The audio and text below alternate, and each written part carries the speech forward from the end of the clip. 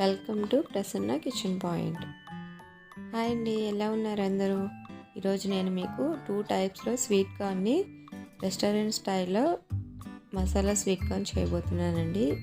చాలా టేస్టీగా, స్పైసీగా, పిల్లలు ఎంతో ఇష్టంగా తింటారు కదా, అలాగే హెల్త్కి కూడా చాలా మంచిది కదండి స్వీట్ కార్న్ అనేది.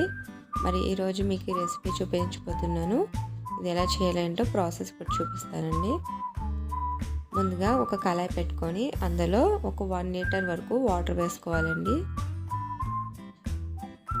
వాటర్ని బాగా బాయిల్ అయ్యే వరకు ఇలా స్టవ్ మీద పెట్టుకొని మూత పెట్టుకొని చూసుకోవాలండి.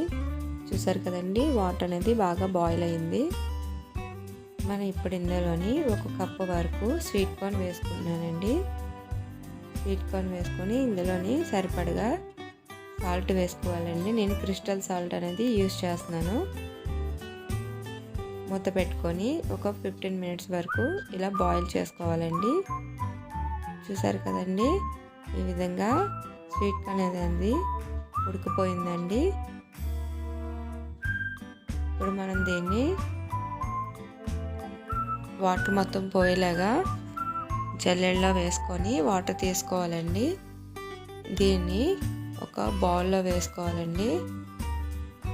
ఒక ప్యాన్ పెట్టుకొని 2 టేబుల్ స్పూన్స్ వరకు ఆయిల్ వేసుకోవాలండి.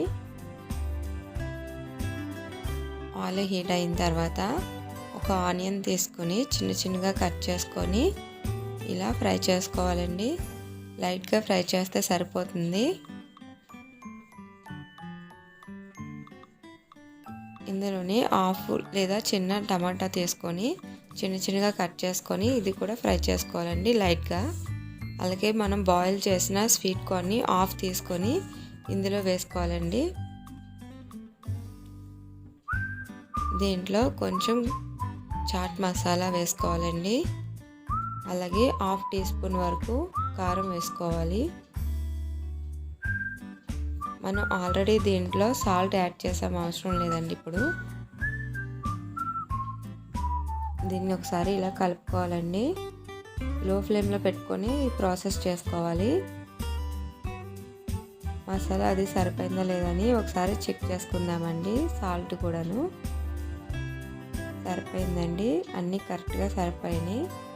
దీన్ని ఒక బౌల్లోకి తీసుకొని ఒక హాఫ్ లెమన్ తీసుకొని దీంట్లో గింజలు పడకుండా ఇలా వేసుకోవాలండి.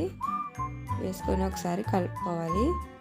చూసారు కదండి, మసాలా స్వీట్ కార్న్ రెడీ అయిపోయింది.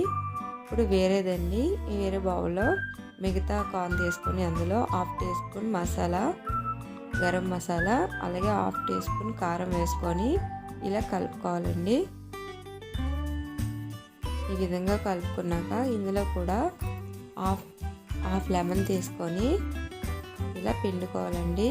సేమ్ అందాకలాగా గింజలు పడకుండా వేసుకోవాలి.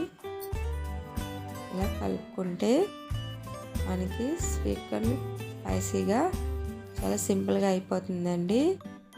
చూసారు కదా, 2 టైప్స్లో రెస్టారెంట్ స్టైల్లో స్వీట్ కార్న్ ఎలా చేసుకోవాలో చూపించాను కదా.